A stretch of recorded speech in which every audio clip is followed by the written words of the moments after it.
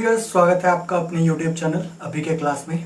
आज का जो हमारा वीडियो है वो माइटोकॉन्ड्रिया के ऊपर है। इस वीडियो में हम माइटोकॉन्ड्रिया को कवर करेंगे। तो माइटोकॉन्ड्रिया क्या है? तो माइटोकॉन्ड्रिया एक सेल ऑर्गेनेल है। सेल ऑर्गेनेल्स है। सेल ऑर्गेनेल्स क्या होता है? तो part of the cell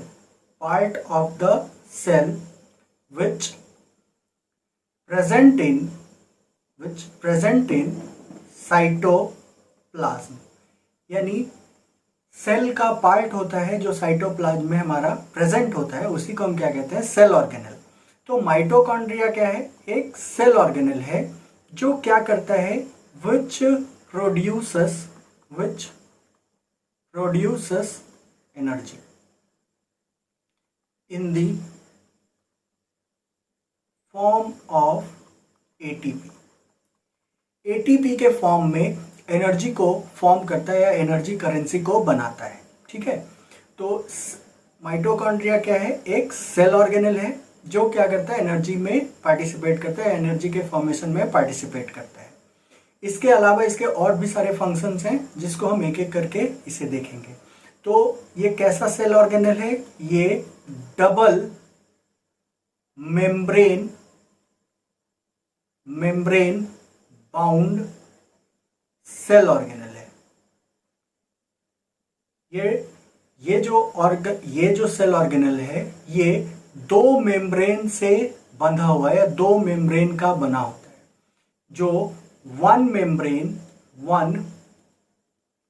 membrane is regular and second is irregular.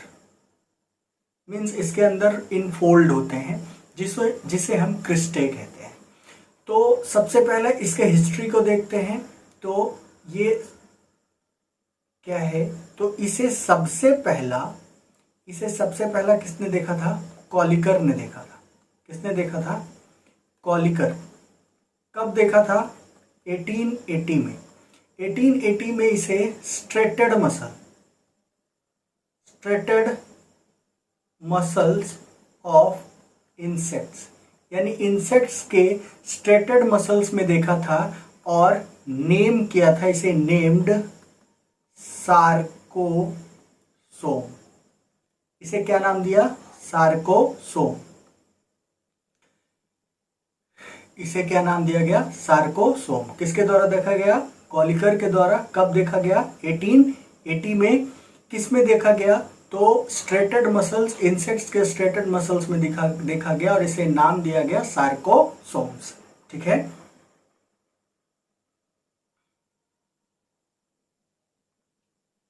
सार्कोसोम्स इसे नाम दिया गया। इसके बाद बेंडा नाम के वैज्ञानिक ने 1897 में इसे माइटोकॉन्ड्रिया कहा।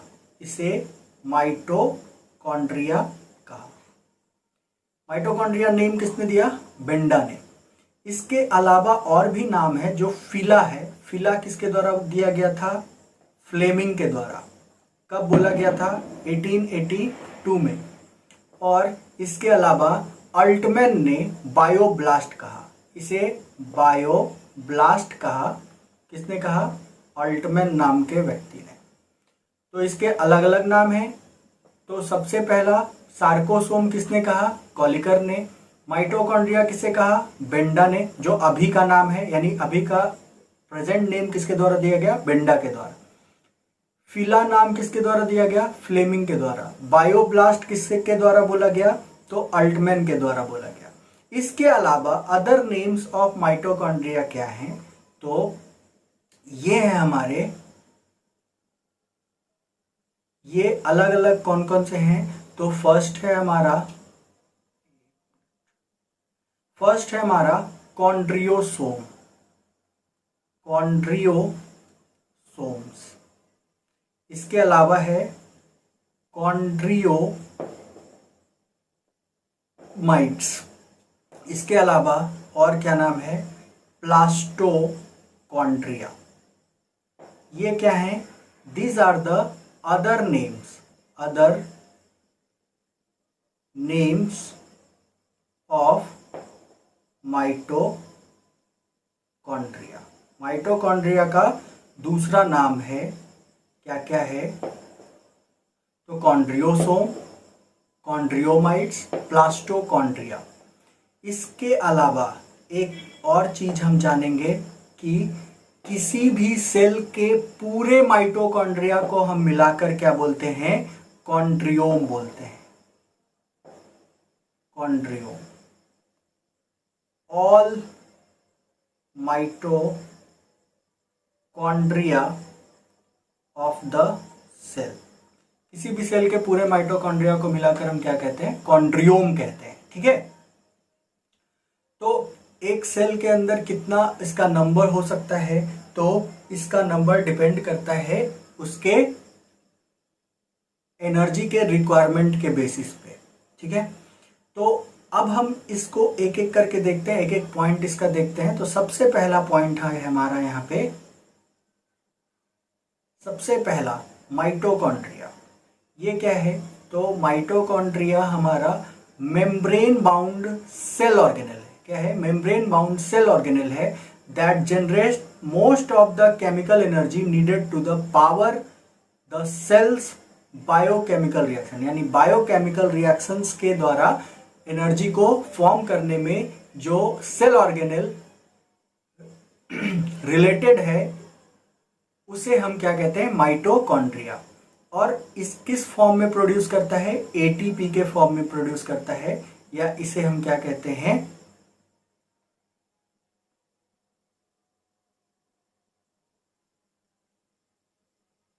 ये किस फॉर्म में प्रोड्यूस करता है, एटीपी के फॉर्म में। इसका नाम क्या है, एडिनोसिन ट्राइफॉस्फेट। ये कैसा है, तो एरोबिक सेल ऑर्गेनल है, यानी किस में प्रेजेंट रहेगा, एरोबिक यूकैरियोट्स में प्रेजेंट रहेगा। हम लोग ऑलरेडी जानते हैं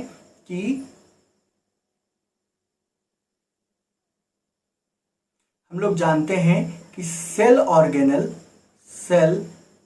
ऑर्गेनल्स आर एब्सेंट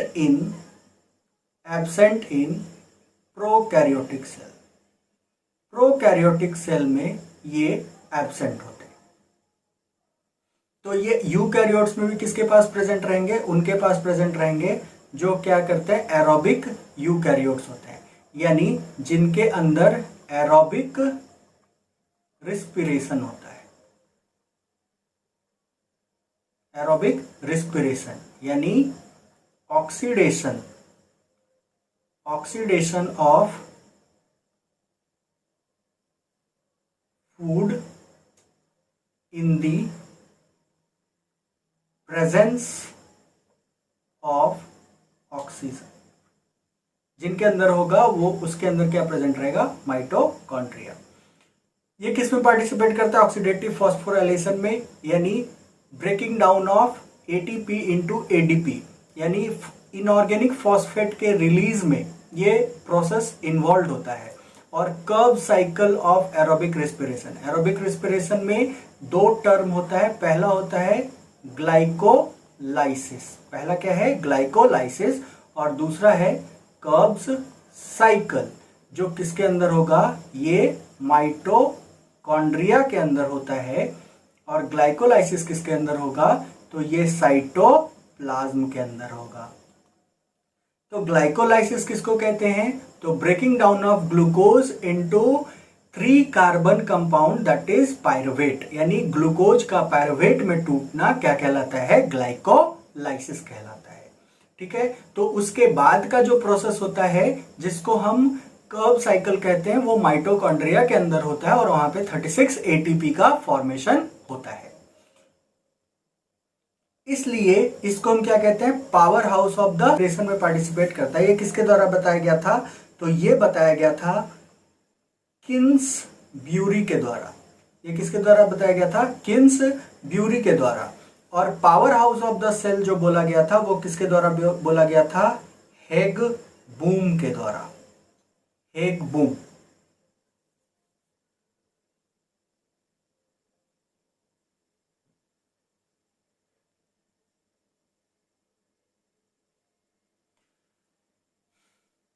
यहाँ पे नेक्स्ट पॉइंट है, it was first observe by Kolliker 1880 में। बेंडा इसे प्रेजेंट नाम दिया और इसे बेंडा के द्वारा 2 स्टेन के द्वारा स्टेन्ड किया था। उस स्टेन का नाम है, इसे स्टेन किया गया था इसके अलावा क्रिस्टल वॉयलेट एंड अल्जेरिन के द्वारा, इन दोनों के द्वारा बेंडा ने इसे स्टेन किया था। इसके अलावा ये जेनस ग्रीन के द्वारा स्टेन्ड किया जाता है जिसे हम रिडॉक्स डाई कहते हैं। इसके द्वारा साइटोप्लाज्म जो है वो कलरलेस रहता है, साइटोप्लाज्म कलरलेस। और जो माइटोकॉन्ड्रिया होता है, जो माइटोकॉन्ड्रिया है, mitochondria gives greenish blue colour. इसके द्वारा जेनस ग्रीन के द्वारा हम इसे क्या करते हैं, स्टेन करते हैं। यानी माइटोकॉन्ड्रिया के किसके द्वारा स्टेन किया जाता है, जेनस ग्रीन के द्वारा, जो क्या है एक रिडॉक्स डाई है जिसमें साइटोप्लाज्म कलरलेस होता है और माइटोकॉन्ड्रिया ग्रीनिश ब्लू कलर देता है, जिसके द्वारा हम माइटोकॉन्ड्रिया को साइटोप्लाज्म से अलग कर सकते हैं। ठीक है, नेक्स्ट पॉइंट है हमारा, it is absent in prokaryotic and anaerobic eukaryotes. इसके पोजीशन जो डिपेंड करता है वो रिक्वायरमेंट ऑफ एनर्जी और एमिनो एसिड्स के बेस पे होता है। जहां पे अमाउंट ऑफ एनर्जी ज्यादा चाहिए या फिर जहां पे एमिनो एसिड्स का सिंथेसिस होना है वहां पे माइटोकॉन्ड्रिया ज्यादा होगा। तो इसके नंबर्स पे बात करें तो इसका नंबर क्या है, तो सबसे पहला हम लोग देखते हैं स्पर्म में। स्पर्म में इसका नंबर है 22, 24। इसके अलावा किडनी सेल में, किडनी के सेल में इसका नंबर बढ़ जाता है 300 to 400 हो जाता है। इसके बाद जायंट अमीवा, जायंट अमीवा में ये कितना होता है 50,000। नाम है कैओस, कैओस। जायंट अमीवा के बाद एक है फाइट मसल, जिसे ज़्यादा एनर्जी चाहिए, तो फाइट मसल्स में भी इसके नंबर्स कितने हैं 50,000। यानी स्पर्म में इसका अमाउंट, स्पर्म में क्या होता है, कहाँ होता है, तो ये नेक के पास होता है जहाँ पे एनर्जी का प्रोडक्शन होता है। तो अनस्पेशलाइज्ड सेल में ये क्या होता है, पूरे साइटोप्लाज्म में रैंडमली डिस्ट्रीब्यूटेड होते हैं। कुछ जो होते हैं सेक्रेटरी एब्जॉर्प्टिव सेल में पेरिफेरल साइटोप्लाज्म में हुआ, साइटोप्लाज्म के साइड में प्रेजेंट होंगे। और ये सबसे ज्यादा किसके पास होता है, सिलिया और फ्लैजिला के बेस के पास होता है, ताकि उसके अंदर क्या हो सके, मूवमेंट हो सके। इसके अलावा शेप एंड साइज है अगला नेक्स्ट पॉइंट हमारा, कौन सा है, शेप एंड साइज। तो शेप एंड साइज में हम लोग बात करते हैं इसका, तो इसका जो आउटलाइन है वो सिलेंड्रिकल होता है। जो लेंथ है वो वेरी करता है 1.1 to 4.5 माइक्रोमीटर, और डायमीटर कितना होता है 0.2 to 1 माइक्रोमीटर। इसके अलावा केमिकल कंपोजिशन, तो प्रोटीन है 60 to 70%, लिपिड है 25 to 35%, आरएनए है 5 to 7%, डीएनए है, और मिनरल ट्रेसेस मैग्नीज और कैल्शियम फॉस्फेट, ये इसके केमिकल कंपोजिशन होते हैं। अब हम अल्ट्रा स्ट्रक्चर देखते हैं, तो अल्ट्रा स्ट्रक्चर इसका क्या है, तो ये 2 मेम्ब्रेन का बना होता है, ये 2 मेम्ब्रेन का बना होता है, और इसके पास एक चैम्बर होता है। दोनों मेम्ब्रेन के जो थिकनेस होती है वो 60 to 75 एंगस्ट्रॉन होता है, 60 to 75 एंगस्ट्रॉन होते हैं। आउटर मेम्ब्रेन जो होता है स्मूथ और रेगुलर होता है, और इसके अंदर चैनल होता है जिसे हम पोरिन कहते हैं, इस फॉर्म में ये प्रेजेंट होता है। ये जो चैनल है यहाँ पे, इसी को हम क्या कहते हैं, यहाँ पे एक प्रोटीन प्रेजेंट है जिसे हम पोरिन प्रोटीन कहते हैं, जो मेटाबोलाइट्स के मूवमेंट में हेल्प करता है। इसके पास लिपिड सिंथेसाइज एंजाइम्स होते हैं जो लिपिड के सिंथेसिस में मदद करता है। और ये जो आउटर मेम्ब्रेन स्मूथ और रेगुलर होता है, इनर मेम्ब्रेन जो होते हैं वो अंदर की ओर मुड़े होते हैं। इनर मेम्ब्रेन क्या है, अंदर की ओर मुड़े हुए हैं, और इसी को हम क्या बोलते हैं, क्रिस्टे। बेसिकली इनर मेम्ब्रेन जो होता है वो इस फॉर्म में ऐसे मुड़े होते हैं।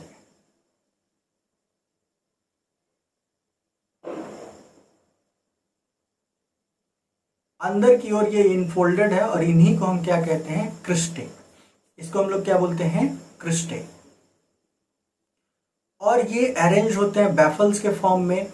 ये प्लांट सेल में ये ट्यूबुलर होते हैं, लेकिन एनिमल सेल में ये प्लेट लाइक स्ट्रक्चर होते हैं।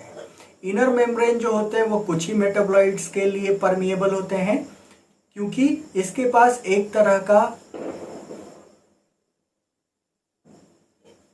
फॉस्फोलिपिड्स है जिसका नाम है कार्डियोलिपिन। इसका नाम है कार्डियोलिपिन, जिसके कारण ये आयंस के लिए इम्परमिएबल होते हैं। ये आयंस के लिए क्या होते हैं, इम्परमिएबल। और इसमें प्रोटीन का कंटेंट ज्यादा होता है। इनर मेम्ब्रेन में प्रोटीन का कंटेंट ज्यादा होता है। उसके बाद है एलिमेंट्री पार्टिकल, इसी को हम कहते हैं fundamental particle. Fundamental particle of mitochondria. इसी का दूसरा नाम है ऑक्सीसोम, या इसे हम F1FO पार्टिकल कहते हैं। इसे हम क्या कहते हैं, F1FO पार्टिकल। ये किसके ऊपर प्रेजेंट होता है, तो ये इनर मेम्ब्रेन के क्रिस्टे के ऊपर होता है। ये प्रेजेंट होता है। कैसा इसका स्ट्रक्चर है, तो टेनिस रैकेट, जो टेनिस बॉल होता है ना, इस तरह के इस फॉर्म में ये प्रेजेंट होता है। और इस पार्टिकल के पास हेड होता है और स्टॉक होता है, और इसको बेस होता है। तो ये हुआ हमारा F1 पार्टिकल, ये हुआ FO पार्टिकल, ये हुआ स्टॉक। यहाँ पे हम लोगों को दिख रहा है कि एक में कितना होता है, 10⁴ to 10⁵ पार्टिकल्स इसमें प्रेजेंट होते हैं। और इसका ये हेड है, स्टॉक है, बेस है। यहाँ पे ये आउटर मेम्ब्रेन है, ये जो चैनल है ये पोरीन है। आउटर मेम्ब्रेन में ये जो अंदर की ओर मुड़ा हुआ है, ये तो चैम्बर है जिसमें मैट्रिक्स प्रेजेंट होते हैं। और इसके अंदर ये जो डॉट डॉट हम लोगों को दिख रहा है, ये स्ट्रक्चर, इसे हम रिस्पायरेटरी चेन कहते हैं। ये जो रिस्पायरेटरी चेन है हमारा, ये जो रिस्पायरेटरी चेन जो हमारा है, ये किस में हेल्प करता है, तो इलेक्ट्रॉन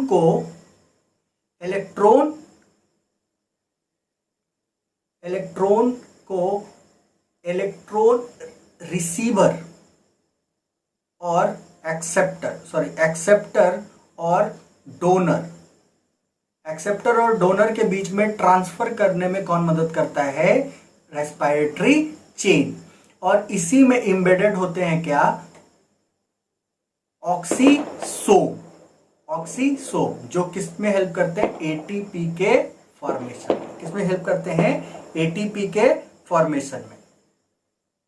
इसके अलावा इसके अंदर और सारे स्ट्रक्चर्स हैं जो प्रेजेंट होते हैं। ये जो रिस्पायरेटरी चेन है, इसको हम लोग इलेक्ट्रॉन ट्रांसपोर्ट चेन भी कहते हैं। इसे हम क्या कहते हैं, इलेक्ट्रॉन ट्रांसपोर्ट चेन।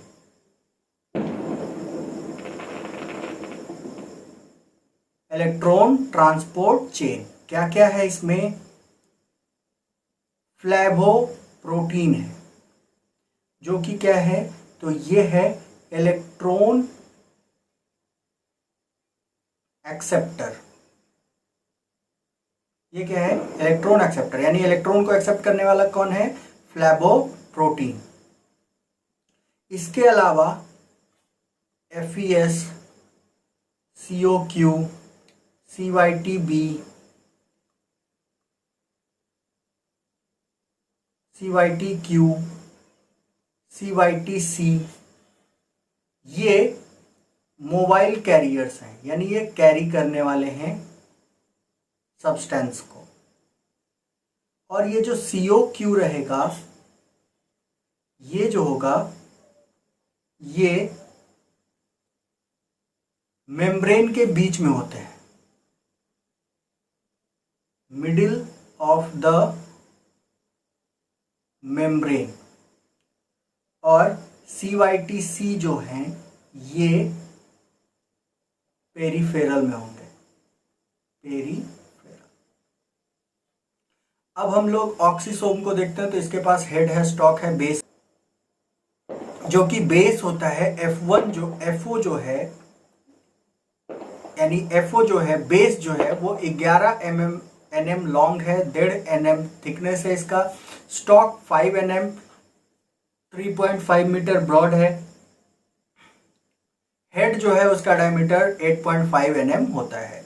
एक होता है peri mitochondrial space. Peri mitochondrial space क्या है?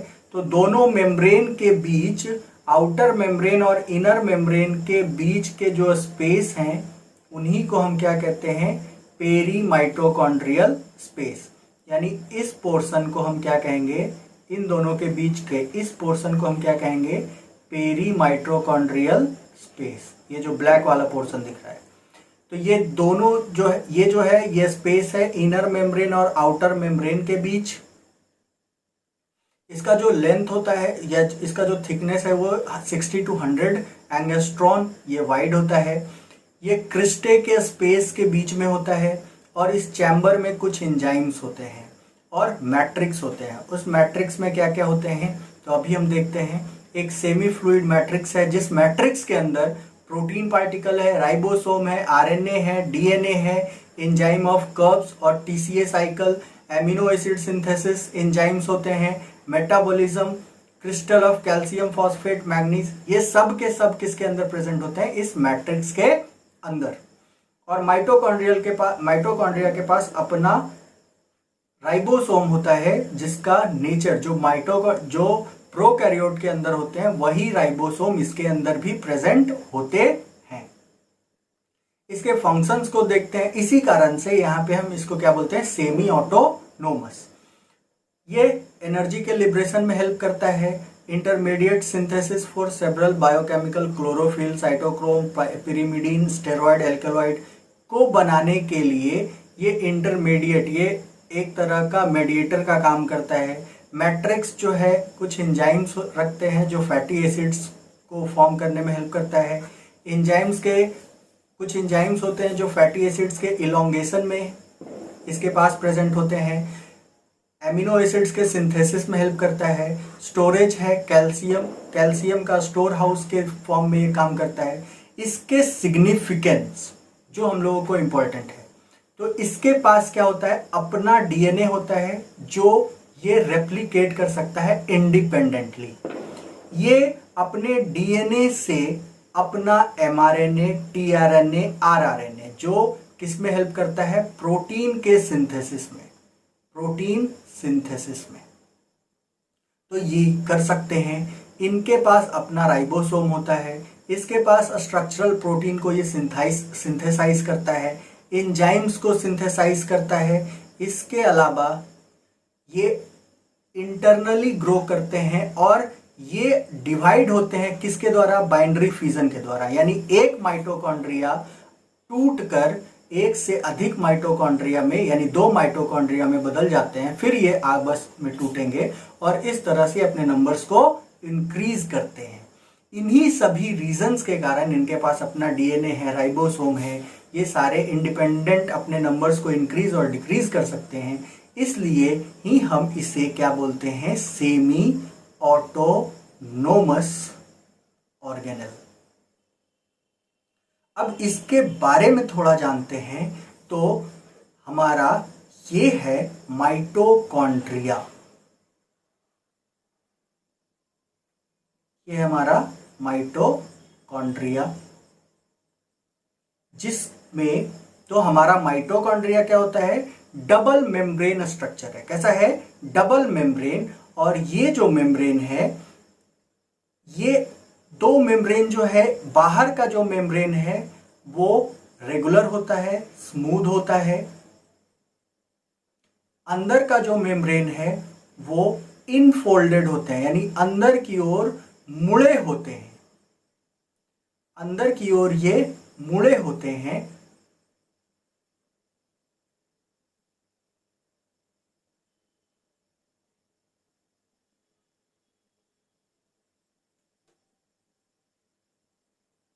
ये अंदर की ओर मुड़े हैं।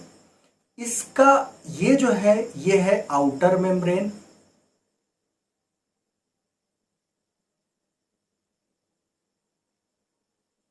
आउटर मेम्ब्रेन जिसका थिकनेस जो है वो 60 to 75 एंगस्ट्रॉम है।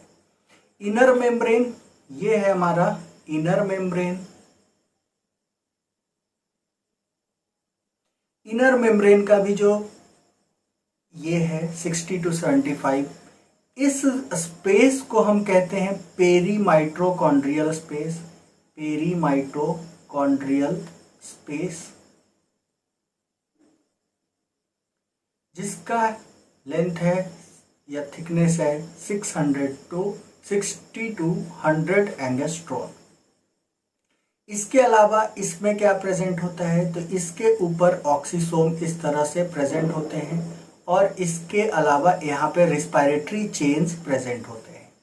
इसके अंदर ये मैट्रिक्स प्रेजेंट होता है, ये सेमी फ्लूइड मैट्रिक्स है भरा हुआ, जिसके अंदर different types of enzymes, DNA, RNA, ribosome. तो इसके पास अपना राइबोसोम है, इसके पास अपना राइबोसोम है और ये राइबोसोम का टाइप कितना है 70S राइबोसोम। इसके पास अपना डीएनए है जिसके नंबर्स को ये इंक्रीज या डिक्रीज कर सकते हैं और ये अपने आप को डिवाइड जब माइटोकॉन्ड्रिया इनएक्टिव होता है, माइटोकॉन्ड्रिया जब माइटोकॉन्ड्रिया इनएक्टिव होता है, माइटोकॉन्ड्रिया इज इनएक्टिव स्टेट और दूसरा है एक्टिव स्टेट।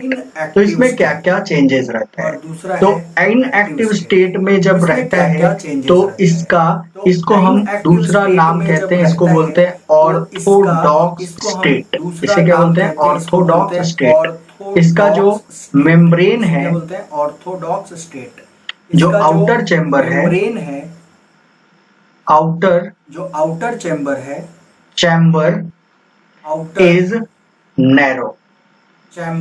आउटर चैम्बर क्या होता है, नैरो होता है। मैट्रिक्स आउटर चैम्बर क्या होता है, नैरो होता है। मैट्रिक्स ऑक्यूपाई करते हैं स्पेस को, ऑक्यूपाई करते हैं स्पेस को। इसके अलावा रिस्पायरेटरी चेन जो होता है वो इनएक्टिव होता है। रिस्पायरेटरी चेन is unoperative, और एटीपी का कंसंट्रेशन लो होता है। ATP concentration is low.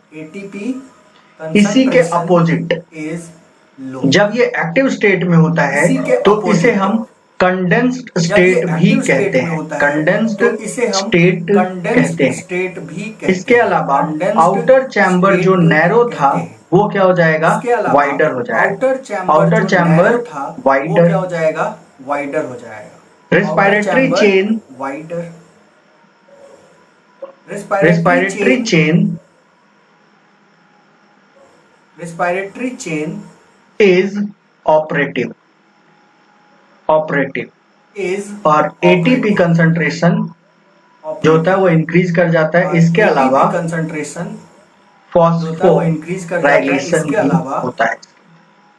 तो ये जो पॉइंट है ये वो पॉइंट है कि दोनों में क्या चेंज रहता है। माइटोकॉन्ड्रिया जब इनएक्टिव स्टेट में है और दूसरा एक्टिव स्टेट में।